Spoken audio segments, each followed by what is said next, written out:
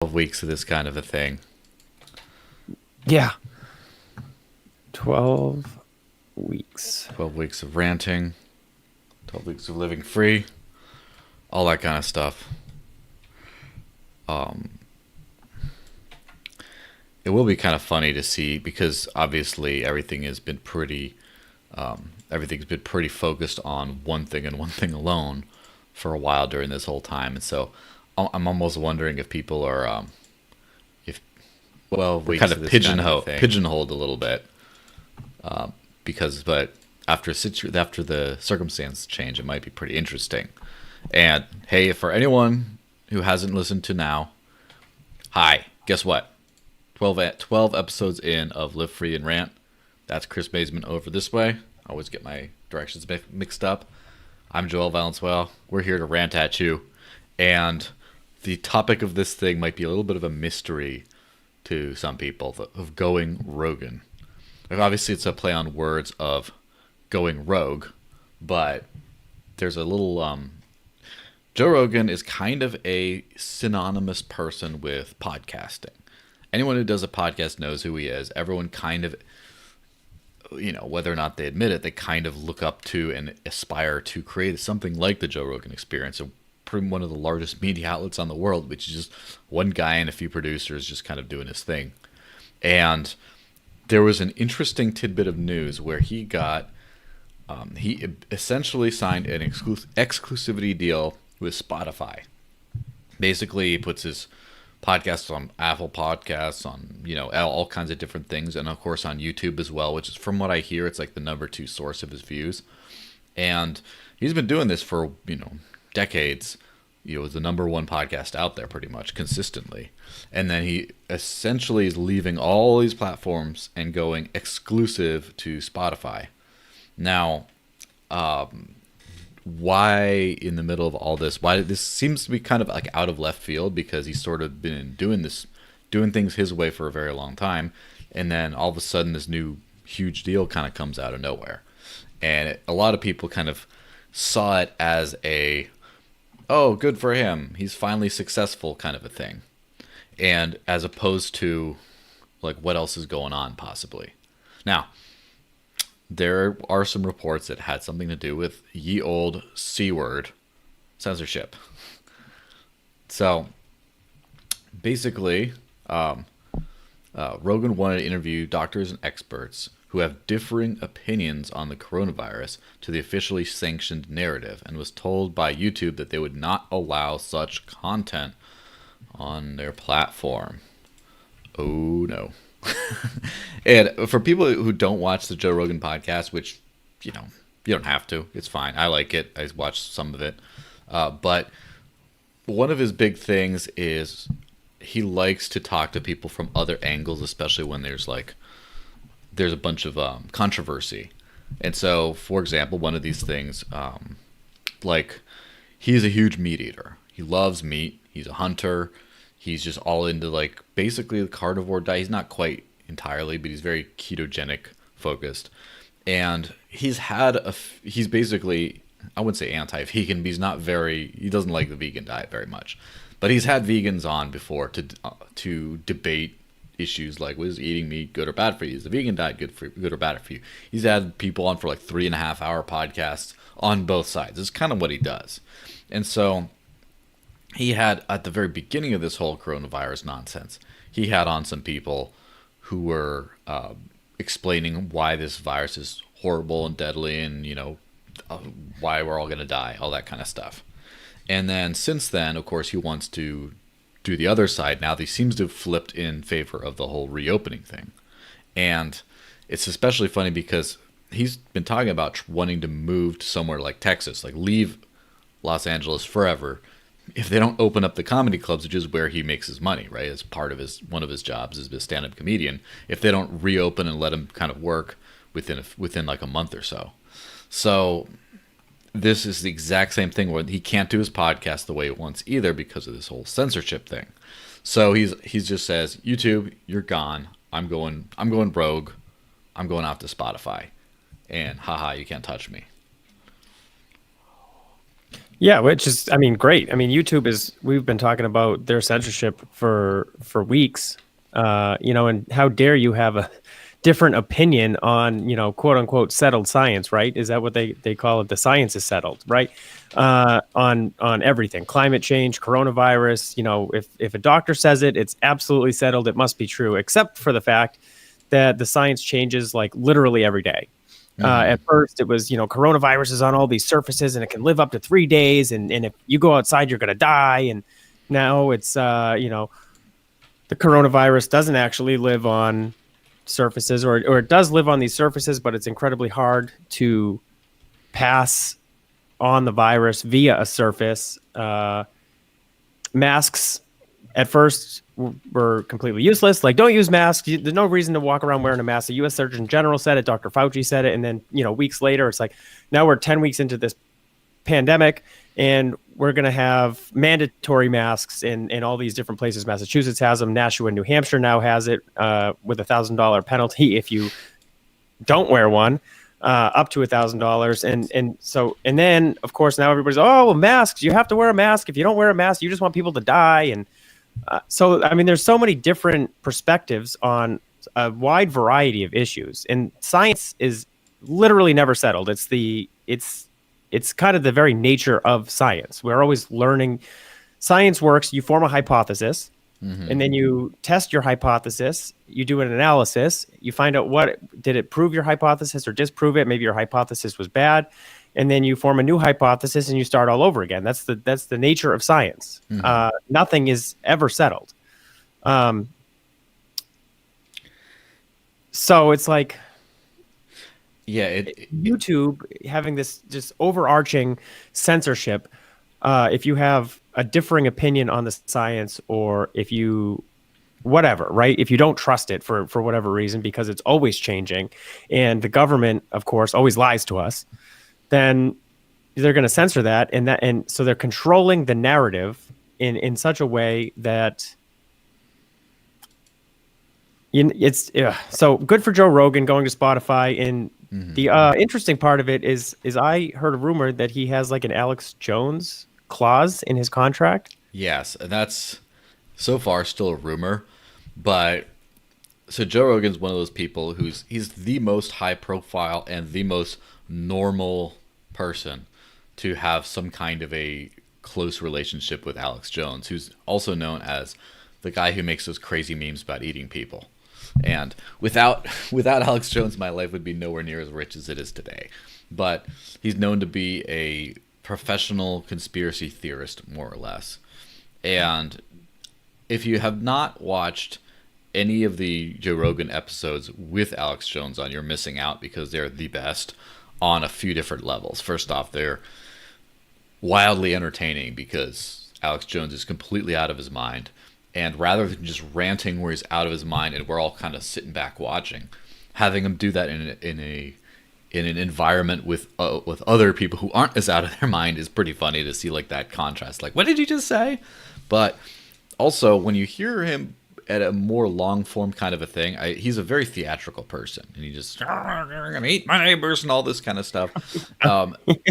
When you actually stop him for a second and say, like, wait, so you mean this, you mean that, he's a much more reasonable person than you'd ever imagine. Much more intelligent, well educated, reasonable person who also he is crazy as anything, that's for sure, and he's probably wrong on a lot of stuff, but he also has admitted when he's been wrong before. Oh, I gotta let this get out of hand, and I'm sorry, I was wrong on this thing.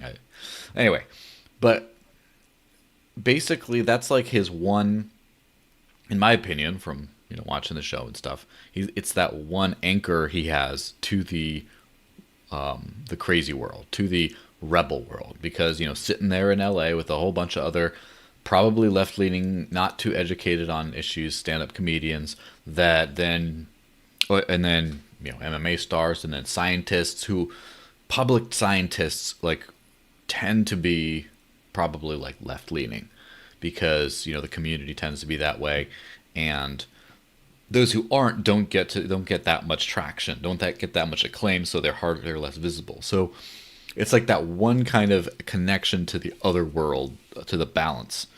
And so there's rumor that he has this Alex Jones kind of clause in that he can basically have Alex Jones on and report what he wants. Now, I did record a video which was for another channel, for my crypto-based channel, Digital Cash Network. That's, you got to pay a few cents to watch. It was part of some little promotion kind of thing.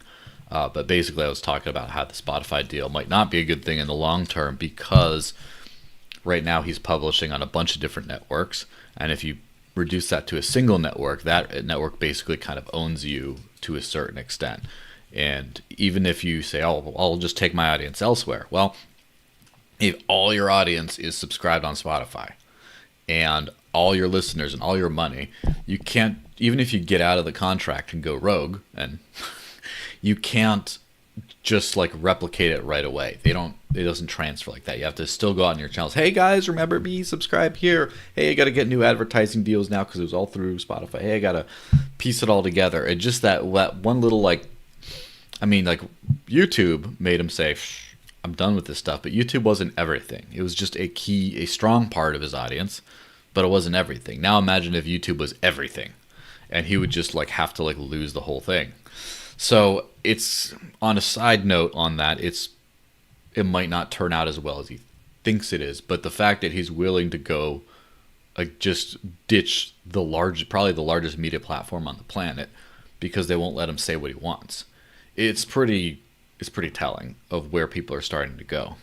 Yeah, and hopefully it leads a more broad-spread, more widespread exodus of YouTube, right? Because they are constantly censoring and constantly taking down content, and if your content goes against their community standards, then they just pull it, and they regulate the narrative in that way. And of course, we post up at library.tv, lbry.tv, which is completely decentralized, completely not censorable, not whatever.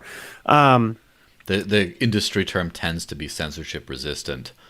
There we go. Both because it means you're resistant to censorship, and also because I don't think you can ever be completely free of being censored.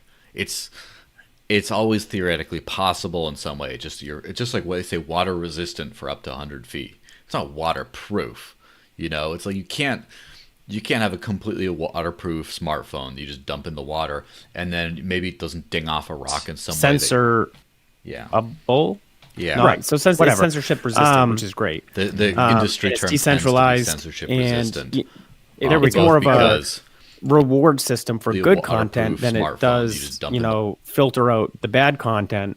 You can tip and stuff like that and repost, and it increases the initial value of the original post. So if you head over to library.tv, lbry.tv, and search Live Free and Rant podcast, or search for the Desert Links, and tip our videos, repost our videos, comment on our videos, and help increase our exposure.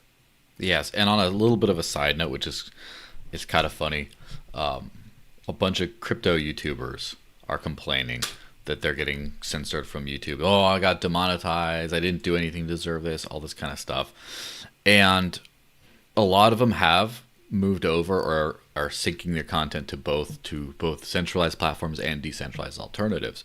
But I noticed that very few people are leaning into that kind of stuff. And that's one thing I'm doing, right?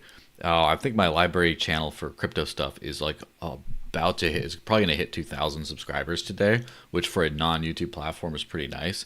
But my YouTube channel version is like 250 subscribers. It's like nothing. And I think there's a lot of people who are going to be like complaining about censorship. It's one of those things about like risk versus reward in terms of like investment. Like you just say, like for example, what happens if you move to a poor red state as a developer and start building up, start buying a lot of property and building a bunch of nice condos and stuff? You're taking a risk because you're going there where like no one wants to live there. It's the middle of Alabama. No one cares. There's just nothing around there. But if you just see, look, this is a nice spot. I just see this could be gentrified. I could, have a lot of people from like New York and California or whatever who hate their high tax states move there and then subsequently ruin Alabama. But that's a different conversation. But you take that risk and you could be you could get in on the ground level, get in a lot of, get a lot of good, very valuable property for very cheap, because you just take the risk that you could just be like the largest slumlord in Alabama and just be broke, and so it's one of those things with decentralized content platforms as well, or just move into something that's pro free speech. Is you could be early, and when you're early, it's like you're the first guy at the party. Have you ever been that kind of guy? You go to a party, you show up early, and it's just like you and this one weird guy who just won't leave you alone or whatever, and you're just like, oh, why did I leave? Why did I get here? But then if you get there on time or a more socially acceptable hour, then you could just like not have any tables, or you could it's just completely packed. There's no spot. It's like sometimes it pays to be early. There's a risk versus reward, but sometimes it pays to be early. And so that's all I'm saying about that part of the censorship thing is it pays to be early in securing yourself against this kind of nonsense. Yeah, no, definitely. And I think that's a good point. And I have been known to, on occasion, show up to a party early, but usually it's when the person hosting the party I know and like. Yeah, it's the best. To minimize that risk. Time before all the other visitors show up. He's gone again. We had the chairman of the Massachusetts GOP watching for a second there, and I was just going to give him a shout out because he has been vocal against the restrictions in Massachusetts as far as the stay-at-home orders there. So shout out to Jim Lyons, the chairman of the Mass GOP, for speaking up and speaking out. Yeah, and this is one of those things where I think there's a giant... Well, here's the thing. I am not a conspiracy theorist, which is always a great way to start a sentence, especially if you're on a first date. I should recommend you try it out. I'm not a conspiracy theorist. You don't even have to say "but." You just say that, and with an anticipation pause of like, there's more coming after this. So I'm not a conspiracy theorist because I believe a lot of conspiracy theories rely on kind of weird, fantastical, not believable thinking about humans' ability to organize something in crazy complex and all like cooperate together, especially the government. I'm sure they've plotted some nasty stuff behind closed doors, and there have been some actual examples of that. But for the most part, they can't pull off some like massive side. Like that's one reason I don't really believe the whole virus thing is an engineered kind of a thing. Now, on the other hand, I do believe very much in the natural conspiracy, so to speak, which is people act in their best interest. And of course, there's this virus that comes out and it's threatening a lot of people, and by global pandemic standards, it's not really that bad, but it is everywhere, and it does actually kill a lot of people, and some people who aren't even old or infirm.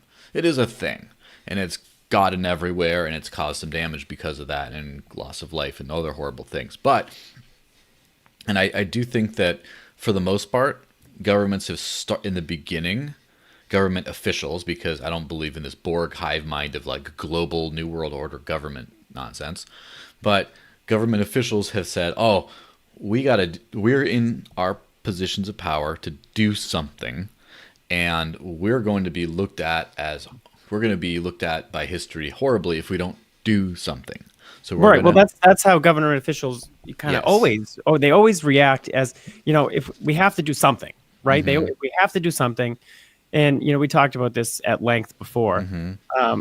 At the beginning of this, we didn't really know what the hell the virus was or what it was going to do. There was crazy models that said 2.5 million people were going to die. So most governors and even the president, they were talking about, 15 days to slow the spread or stay at home or flatten the curve. And by and large, most people in this country went along with it. We said, okay, because we don't know what the hell's going on. So we went along with it. And then as more and more data began to roll in and more evidence began to mount that the virus was very particularly dangerous for a certain subset of the demographics in the state or in the country, right? Over 70, you have a much higher risk. Over 80, you have a much, much higher risk. If you're in a confined indoor environment, like a long-term care facility or a nursing home where you already probably have a weakened immune system, you're probably already in the final years of your life, mm-hmm. then it's going to be much more prevalent and dangerous. First of all, because you're in these confined environments. So once it gets in there, it's just going to spread around the whole facility. And second of all, everybody that's getting it in those facilities is already susceptible to have a very negative outcome like death. So, but once we knew that, the government didn't change its tactics. And that's really where things started to go wrong, right? Because once we knew who was at risk and why they were at risk, and pretty much everybody else was, I mean, the CDC dropped their fatality rate for this in the United States to 0.3% today, which is still about 3 times worse than the seasonal flu on a normal year. Yeah. But it's not the same demographics. Like the flu kills pretty much up and down the age spectrum, and it does kill more elderly folk because they have more susceptible immune systems, more vulnerable, and right? By the way, I think that most recent statistic kind of gives you a picture of what it is. First off, we don't pay attention to how many people the flu actually kills. It is kind of bad compared to stuff, but it's just the flu. People get the flu, whatever. Flu vaccine doesn't work. Who knows? Whatever. And it's basically like if someone explained this ahead of time, like to the impact of this is, hey, imagine the flu, but very like it spreads to everyone. Like pretty much it's going to be like the new flu, like on top of the old flu, and it's going to be 3 times as deadly. And by the way, you don't realize how deadly the other flu is. I'd be like, oh, that's kind of scary. Well, let's just make sure the hospitals are there. Well, maybe I would even say, hey, you know what? I'm not going to like go out while this is going. I'm not going to go out very much. I'm not going to go in the middle of, a crowded room with a bunch of other people sneezing on me. Like I'll kind of back off a little bit just to make sure, that's the kind of response you kind of get. You get like, oh, this is a problem, but this is not like a global catastrophe.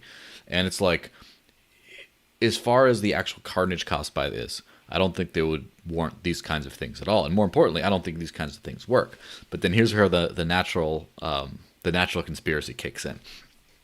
So first off, petty, stupid politicians say, you got to do something. Otherwise, we'll get hosed. Otherwise, people will hate us. And then that was basically especially with Governor Chris Sununu of New Hampshire, that's probably what happened with him especially. It was, people around here don't like these kinds of things, but all the cool kids are doing, all the cool governors are doing it around me. They're all shutting stuff down. I don't want to be like that one guy who doesn't, and then I might as well do stuff. And so there's a lot of people that I think did that kind of a thing. And then once they get the power, first off, they can't just be like, all right, we did a thing, we're done, bye.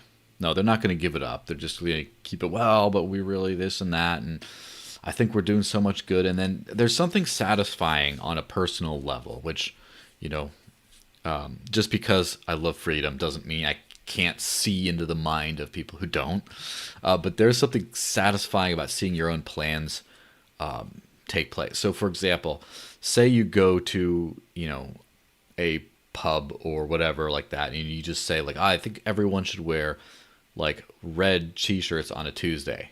Or just some nonsense. Like, you make that. And then if you see people all start coming in a group of red shirts, you're like, I did that. See that? I did that. That's pretty cool. And so when people are like, governors are seeing like, oh, people wearing masks around and stuff, and they're like, yeah, look at this is like the product of my power right here. Or they see like the beaches are shut down. It's like, yeah, pandemic. And then look, life is not as normal because like I did this. I'm helping them, even though they're not. It's like, it's very hard to get rid of that.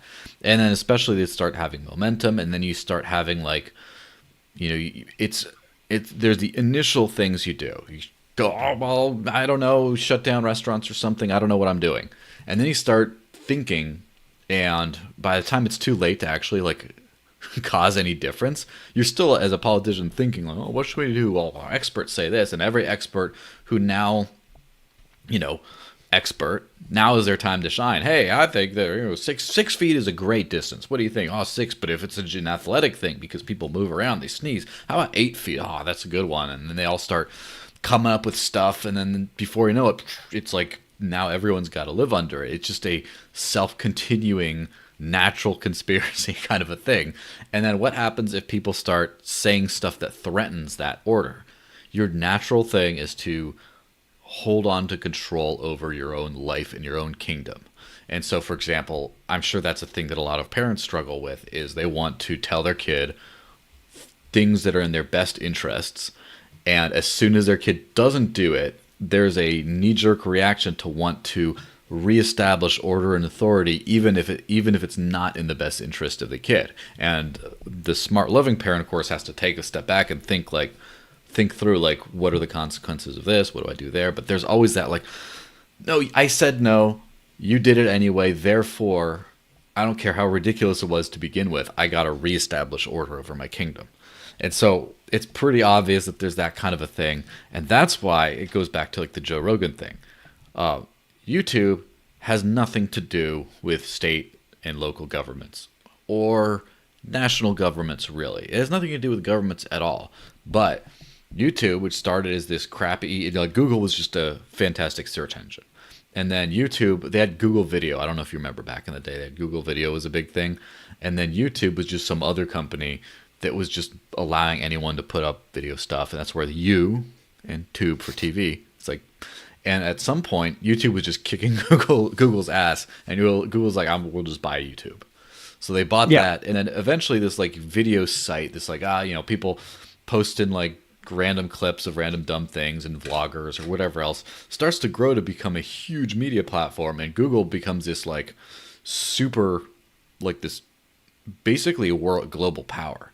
And when you get up that part, you're not like, one of the things a lot of people say about Joe Rogan is he is the most regular dude you'll ever meet, especially in context of who he is. As far as like, this guy inked $100 million deal with Spotify just for one of his 3 jobs.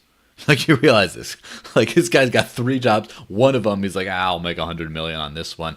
And he doesn't work for any company or anything. He's just, he works for the UFC for his commentating job, but like his product, he's not like under some media conglomerate. And that's the weird thing is most, like you say, like a Larry King or like another person who's a Howard Stern, I think. Again, I'm not super versed on their inward business dealings, but this guy basically owns all his own stuff. He doesn't work for anyone. There's no media production company that's like he's under that owns a piece. It's all him. And for this guy to just, but he's just a regular, for lack of a better term, it's like a regular jackass who's like has that mentality of just like, I'm just a guy who doesn't know anything. I'm going to have people on, a lot of whom are smarter than me, and just talk about stuff and get high too. And that's why people like it. But that's not what most people do. Most people, when they're faced with this enormity of their life's work, they start to be like, oh, we got like YouTube and Facebook, like Google and Facebook now have a seat at the table. And I hate that term so much, but it's so proud. They got a seat at the table. Now the power players are like, okay, look, little shitty video site. We're faced with a public health crisis that could cause hundreds of millions of people to die. We need your help. And they're like, oh, they need our help. Guys, they need our help. And it's like, how do you not want to participate in being a global power player now that you've reached that stage? And some of them don't even, I would even say, err on the side of, devil's advocate, right? YouTube's advocate. Don't want to be this. They didn't get into the business to be like a part of global governance or whatever, but they feel a responsibility. They're like, oh, well, now that I'm this stage, I got to be part of this because I built something this big. It's my creation. I have to be part of this. I have to like sit down and, testify before Congress and work things out with the power players because I got to this level, and whether or not I like it or not, I'm influencing people on this level. And then you get to, okay, Facebook, why don't you start banning fake news? Because have you ever had a crazy aunt or whatever share a conspiracy theory or some like crazy pro-Trump type meme on Facebook that was just completely just ridiculous and not factual? Has that ever happened to you? Yeah, I mean, it happens on both sides of the coin, right? You get a lot of not so much relatives of mine, but I've seen a lot of people on both sides, like they just see this pro-Trump meme and it sounds really great or it owns the libs or it does whatever you want it to do, and they just share the heck out of it and they're all about it. and even when you like point out that it's completely factually incorrect, they're like, oh, and then they just kind of move on, right? And they just keep, and same on the other side. Like if it's anti-Trump meme, I mean, it doesn't matter if it's factually correct or not. They just the never Trumpers or the the far left or whatever they are share the heck out of it and see Orange Man is terrible, blah blah blah blah blah. And with I think it's gotten. I haven't seen it so much lately. Because I tend to just unfollow people that share crap like that because I don't have enough brain capacity to deal with arguing with that kind of. I don't care. I can't. I don't have time to care. It's done. So if people share either pro-Trump falsehoods or anti-Trump falsehoods, I just kind of unfollow them from my Facebook feed because I don't want to see it anymore. Don't really care. You can't make me care. I have way other better things to do with my time. So I don't see it all that much anymore, but every once in a while I'm like, what, really? You really? Do like a minuscule amount of fact checking before you share something? Of your own. I'm not saying trust the fact checkers either because the fact checkers are just terrible. But of course. Now the funny thing about Facebook is in my experience, and I've been on Facebook for like few decades. It's been well over a decade, right? It's been, I think it was since like 2000. I don't want to get my dates confused and even say, but I've been on here for 13 years. Yeah, so it's been at least that long. I know because I have some 12-year-old things that they're sharing, but it's been on, been on forever, and I've seen like at one point I had like 300 or so friends, and then I was like, I want to start sharing, like I want to start a blog. I'm going to start sharing things. So I friended everyone who seemed relatively pro-liberty, anyone who had a Ron Paul profile picture, or a million mutual friends with them. So I just got a lot of them. First off, holy crap, are there a bunch of conspiracy theory bots that are like fake people that like work at Global Awakening and all they share is chemtrail videos and stuff like that. And it's just like, I had to like delete so many different people. But Facebook was ground zero for the pro-Trump populist resurgence because, it's a platform that the people can use. Of course, the leftists would share MSNBC or CNN videos and be like, oh, look, or an article, like this is trusted news. They share that kind of thing. But because there wasn't really that other than Fox News, and even then that was kind of watered down. But you could just share a meme or a picture or a video directly in Facebook, and it could just go viral crazy. Like everyone's just share. You have 20 million views on a thing before you know it. And so Facebook became like ground zero for the right-wing uprising. Now, and of course, because of that, you have someone like Mark Zuckerberg, lefty. He's just like, oh, what have I enabled? So now he's like, I'm going to start ratcheting on fake news. And then all of a sudden they start, especially because the people they're at the table with are now, well, we gotta socially distance, we gotta do this, we gotta do that, and they're all in the part of the same conversation. And then they say like, look, where the lockdowns are doing, we gotta stay at home, all this stuff, lockdown stuff. We don't want the people to start thinking this is a hoax, and your site, Mr. Zuckerberg, is full of that kind of stuff. What are you gonna do about it? It's like, I guess I'm going to start tagging things as fake news and doing all that stuff. And then YouTube has their whole like at home with me nonsense channel on, that I keep on like saying, I don't want to see this, and it pops up again. And then of course anything that the World Health Organization does not agree with is just banned from YouTube, because that's where YouTube is another conspiracy theory hotspot, or was in the past, where just everyone's like, oh, I got a YouTube documentary. Like the number of arguments I've been in with morons who just said like they don't they don't cite actual news stuff. They just want to throw me some stupid conspiracy YouTube documentary. I'm like, I'm done. I don't want those anymore. So all these kind of these kind of platforms are now kind of coalescing around the same power. It's just like the same narrative of we got to keep whoever's consensus bad ideas moving forward, and then now everyone's sort of circling the wagons and trying to enforce that against anything. But because of that, now you have big players like Joe Rogan who are not interested in the right versus left debate. They're just interested in talking about the truth. They're not interested in people's power games or people's seats at the table. are just like, nah, I'm out. I'm leaving this thing. And so that's kind of where we're at today. Is like the more they tighten their grip, the more people are kind of going to slip through their fingers. Well, and that's always the way, right? Like my I had a lot of friends in like high school, and our parents were all varying degrees of, you know, control, like you want to call it that, or whatever.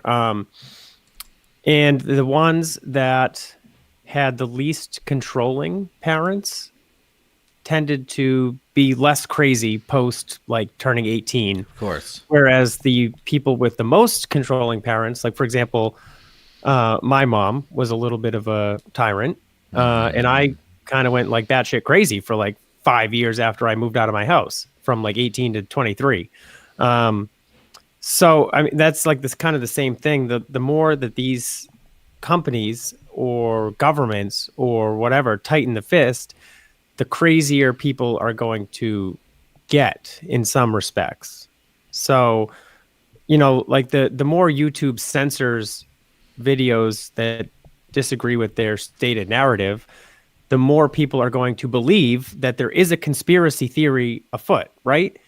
Because how else can you just the human brain craves rationality. Of course. And when something challenges your perception of the world or your worldview in such a degree, it's like, how do you justify that? How do you reason that in your brain? And I mean, most of the time, what's the saying? Never attribute to malice what you can attribute to ignorance or something like that. Stupidity. Is the saying. Or stupidity. Something yeah. like that. Most of the time it's stupidity because people are stupid. Like generally, I'm stupid sometimes, You get this preconceived notion in your head, and then everything you see is either confirmation bias or fake news. So it's like, all right, I have this idea in my head, and so I see a news article about it, and it suits my narrative, so it must be true. See, or it doesn't suit my narrative, so it must be fake news, right? And everybody does it to some level at sometimes, right? But to step back and have these critical thinking and be able to look at both sides of an argument, or like Joe Rogan's, right? He has his guest list is impressive. He had like Julian Assange on, he's had Bernie Sanders on, he's had like everybody, right? And I mean, he did endorse Bernie Sanders, but generally he just has these guests on and has a conversation.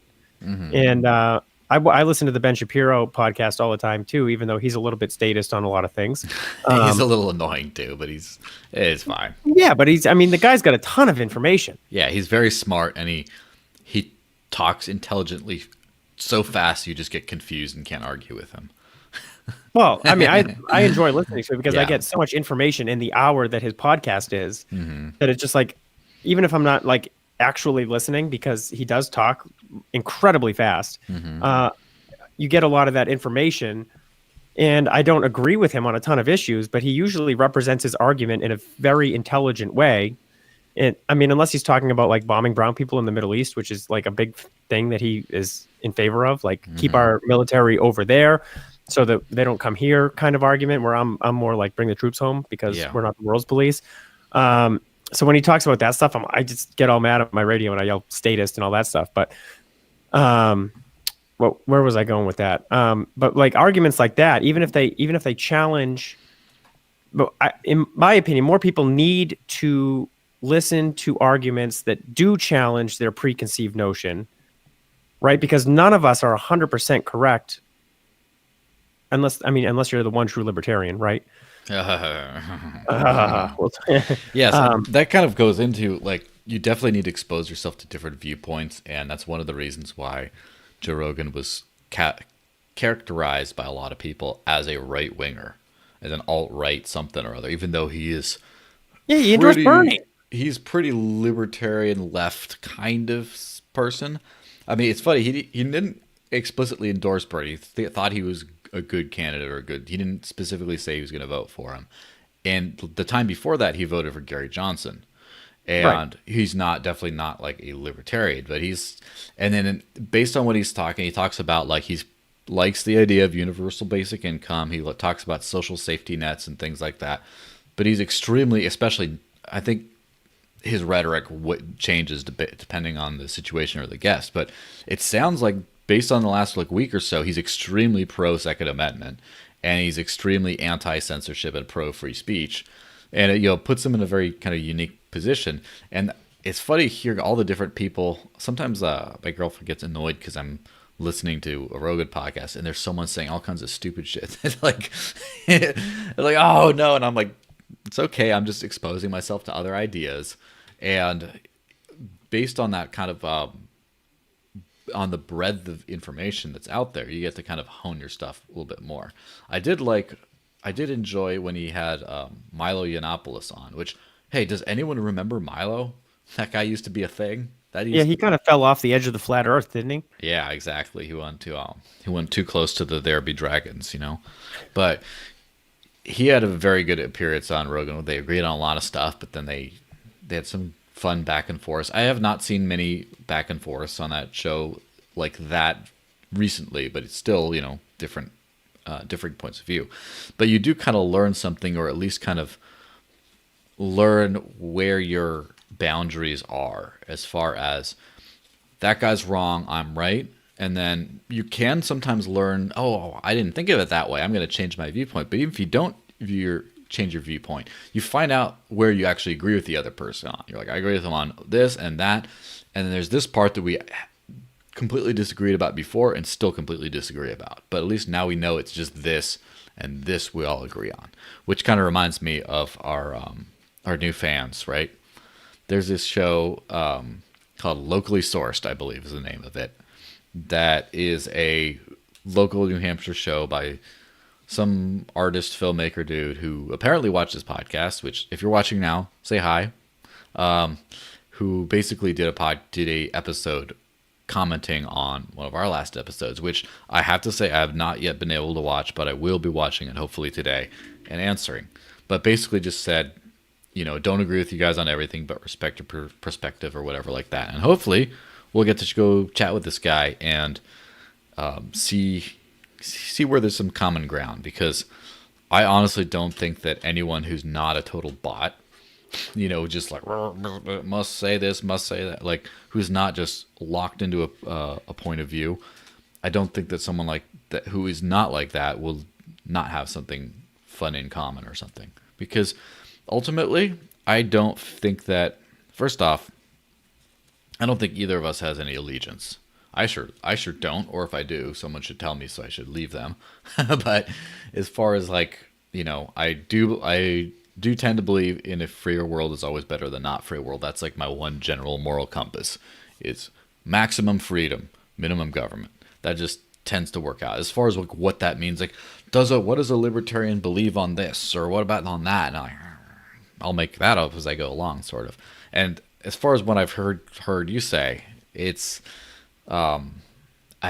definitely not like a mainline conservative type viewpoint, and it seems to be trending more towards the dark side of the anarchy with each passing nonsense that happens in the government.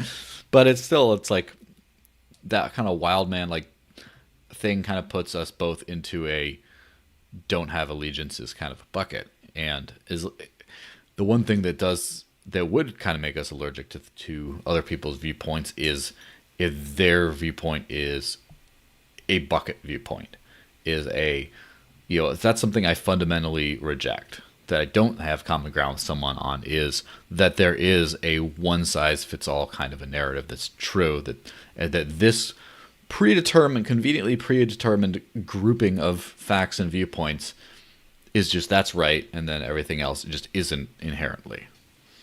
Yeah, right. Well, like, so, I mean, yeah, like you, I mean, the less government, the better, obviously, because that more people will have the freedom to make the choices that they need to make for their prosperity and for their health and for yada yada yada, for every issue.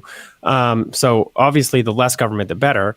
Now, I do tend to, I mean, I call myself conservatarian. It's a coin term. I didn't coin the term. I copied it from.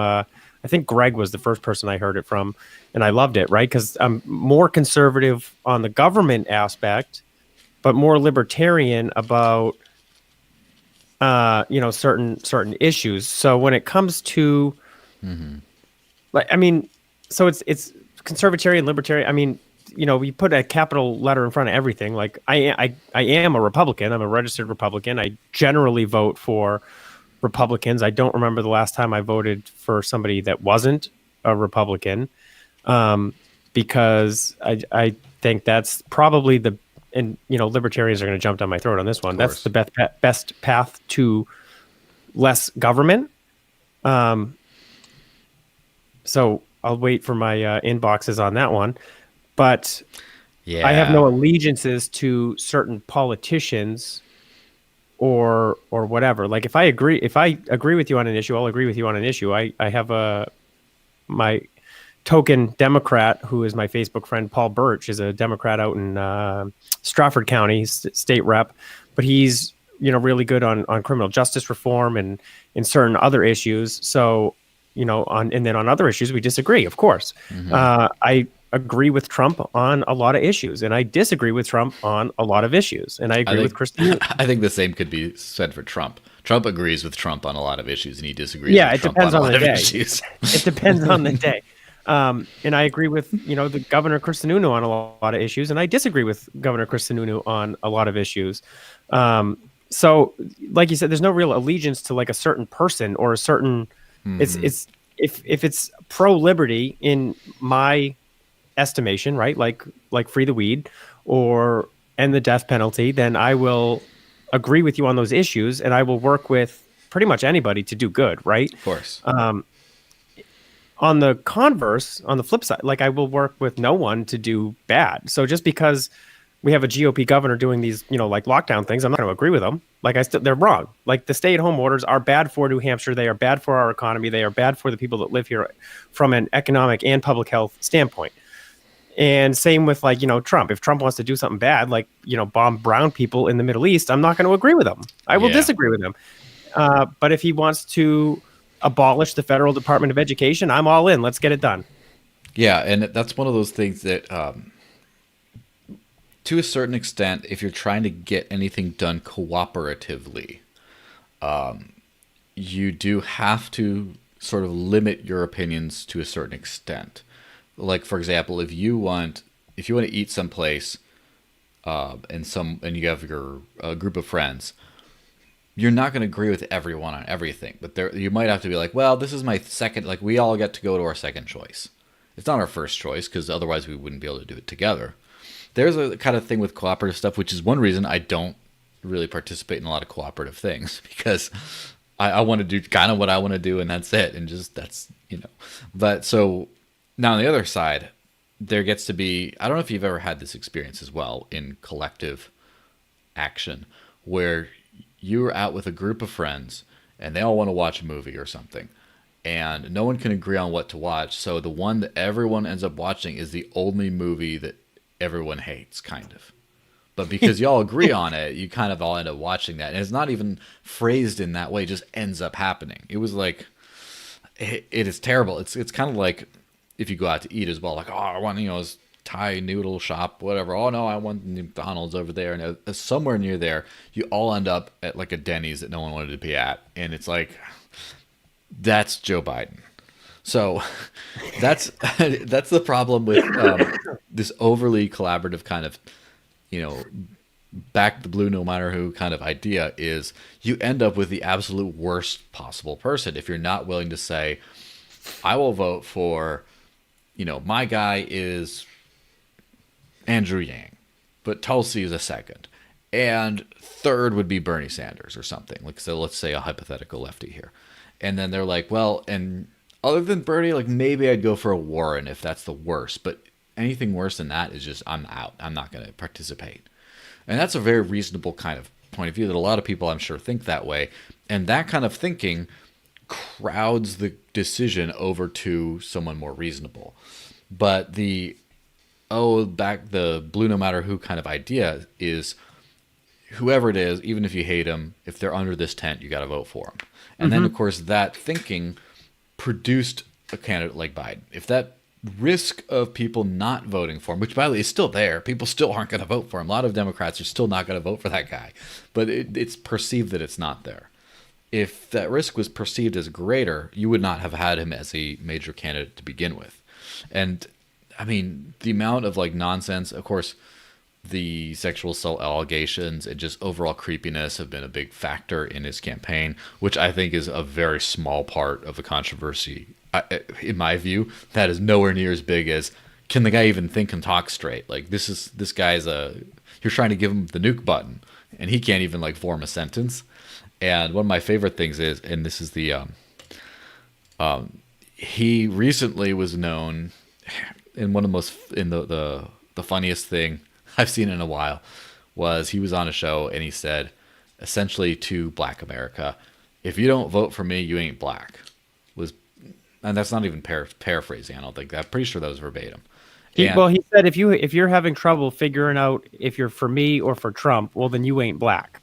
Yeah, which I don't want to come to Joe Biden's defense for anything. I do basically think he's trying to just say the basically prevailing Democrat narrative that is the party of minority groups, and the Trump people hate all that, which, you know, I reject that narrative completely. But I think he's just trying to say that. But of course, in his kind of a way, he's just saying, he would just say, I mean, you could even just say, for crying out loud, you could just say, well, if you have trouble figuring out that thing, then you don't really know what's in the best interests of the African American community, which I still think is kind of an insulting, mean, dumb thing to say. But even that, so he just put his foot in his mouth once more, which is why I have to bring up this fantastic Babylon Bee headline, which Babylon Bee is a parody site.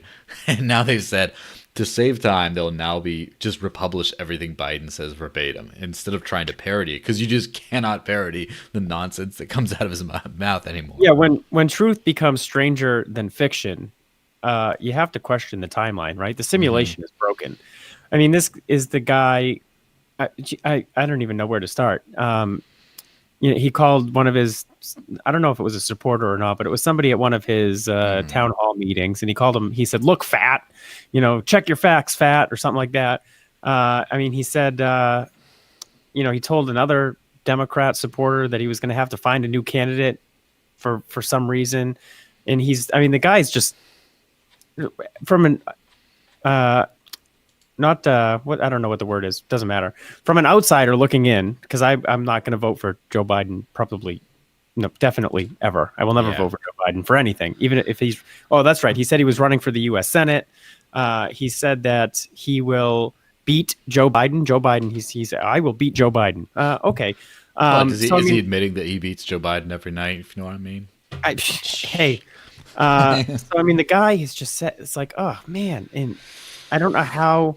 Like you said, the Democrats ended up with this because it's vote blue no matter who, and they know that the duopoly is, which is what the big L libertarians like to call it. We have a two-party system, and that's just kind of all it is. And even come November, the people that say they're not going to vote for Joe Biden, or they're not going to vote for Trump, or they're not going to vote for Sununu, but they definitely won't vote for Feltus or Valinsky. A vast majority of those people will hold their nose and vote for the lesser of two evils. Mm-hmm. And because they feel it's their civic duty to participate, which I kind of agree with, right? And then there's other people that say, oh, voting is consent and voting is violence. And I mean, that's kind of an extreme, but most people will vote. We'll probably get like 80% turnout of registered voters in New Hampshire in November.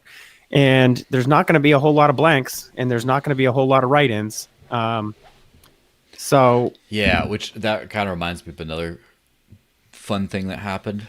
And this is, so I generally like libertarian type candidates, just because they tend to promise less evil stuff.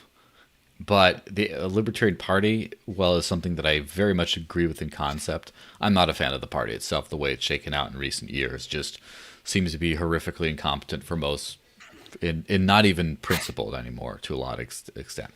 That being said, so they appear to have selected a nominee for this time, which, no one cares, doesn't matter. But, I do think it is amusing. So it's Joe Jorgensen, a lady. I don't know much about her, so I'm just not going to try. But I do know that people sort of hijacked the hashtag I'm with her from the Hillary campaign to talk about Jo Jorgensen. And it became the top trending hashtag on Twitter for a little bit. I believe it was yesterday or the day before. And it was pretty hilarious that it was hysterical. Because, and there's multiple reasons it trended, right? So I mean, it ended. The convention, the Libertarian convention, ended Saturday night at some point. I remember seeing it on my Facebook feed. I have a couple friends that are big L libertarians. Yeah, and they need were like hugs live constantly, by the way. So they were be nice live to them. They were live Facebooking the whole convention and going play by play, and I kept trolling them. I was like, "Oh, Vermin or nothing, Vermin or I'm out, Vermin or I'm taking my ball home." Because I mean, if you don't know Vermin Supreme, you got to look him up. He is a perennial candidate in New Hampshire, and he wears the upside down boot and free ponies and all that. Yeah. Anyways, so the I'm with her hashtag started trending right after the end of the convention, or shortly thereafter. It ended at like 11:30 maybe, and the first people. So some people were, the Democrats are the ones that got it to trend, right? It wasn't libertarians. I don't think there's enough. I don't think there's enough big L libertarians to make anything trend. The Democrats were mad that they co-opted this hashtag. So it was actually kind of a brilliant marketing ploy from the big L libertarians, because they were like, hashtag I'm with her. We'll just do this to own the libs, right? And the libs bought it hook, line, and sinker. And a ton of them on Twitter were just pissed that, how dare you? That belongs to Hillary Clinton. I'm with her, but you're not her, and all of this. So, I mean, it kind of like, wow, is Hillary going to be the nominee after all? It's a fantastic exercise in identity politics.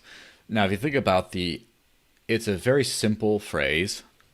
It's very simple. It's positive. It's group thinky, because it's like we're with someone or other. And it's, if Biden, is there an I'm with him hashtag? Oh, there totally should be. Well, no, because it's all hims, basically. It's like, it's all dudes. It's like, I'm with who? Which guy? But the fact that it just says I'm with her and that's it. Well, which her? Oh, wait, that means we got a woman candidate and all that kind of stuff. Okay. Yeah. So it's literally all about that. And it just basically made a identity politics catchy hashtag all around. It's a broad running, and it's like that's it. That's literally it. That's the only thing. Just like Biden is not Trump, Hillary is a woman. That's like the only selling point. And then you have someone else who just jumps on this identity politics thing. Hey, guess what? This is, and I'm sure it was used humorously, but it's like the same thing of, I'm with her, because now, again, there's only one woman running in a major party. I don't know if you can call the Libertarian Party a major party. Sorry, guys, but close enough, right? There's only one major candidate, one could say, and that is a woman. So I'm with her could only be Jo Jorgensen. And that annoys the what out of people who just thought that they cornered the market of identity politics. But guess what? You could just say whatever you want, and it applies to only one person running, and it's not the Democratic nominee. It cannot apply to that person. And just like the rage of like, we own this idea. We own, just any kind of usage of, first woman president kind of thing. Is this weird? It's a very weird thing. And it kind of circles back to Joe Biden thinking, to use the Family Guy meme that's been used hundreds of times about the situation, that he's king of the black people. It's just the same thing of like, I own a segment of the population. Like it's not just that, don't think you represent them, we're the only ones fighting for their rights in this way. It's not even like that loose. It's like, it's very like, we are the people that speak for them, period. That's it. Right. And that's not our policies. We're, not like what is Jo Jorgensen promoting that has something that is harmful to fellow women, that is not this, that is whatever. No, not about that at all. Just, it's the wrong. Like, we, Team Blue, owns all women and all minorities, and that's just And if you don't vote for Hillary or Biden, you're voting against your own self-interests. Whether you're black or gay or woman or any other minority, Hispanic, whatever. That's I'm not going to say all Democrats think like that, because that wouldn't be true and it wouldn't be fair. But that is how the Democratic Party has presented their narrative over the past at least 4 years. A lot longer than that. Yes. Which is funny. Like, I remember people used to say that Bill Clinton was the first black president, which I What? think, if you haven't heard that, look that up. It's pretty funny. I can't. It goes way too deep into the identity politics. Some people have actually said that Trump is the first black president because of some of his action, like some of his like style and stuff, which I think that's a little bit ridiculous. I think it's everyone knows he's clearly the first orange president, so let's just not get our identities twisted here. But it's just funny, this whole like identity politics thing that has nothing to do with actual policies for these sorts of people. But the main point in all this is not just we are the people who work the hardest for and represent these communities the most. It's this taken for granted kind of like arrogance of we own you.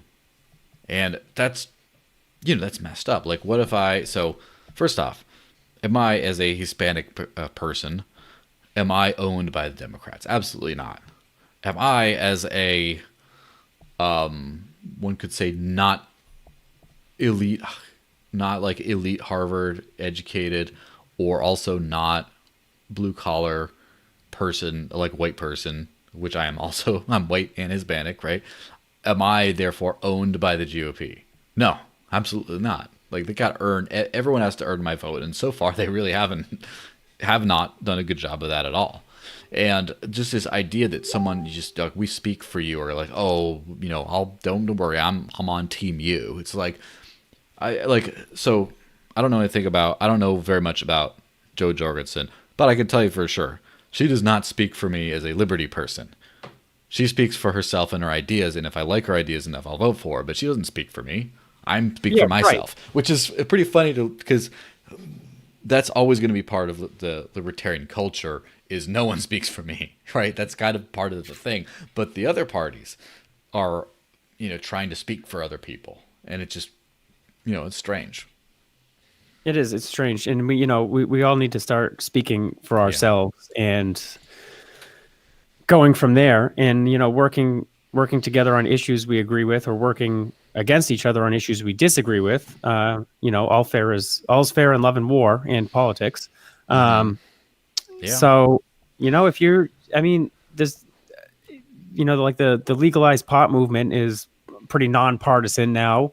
It's come a long way in the past, 4-6 years or whatever. It's nonpartisan in that no party is really behind it.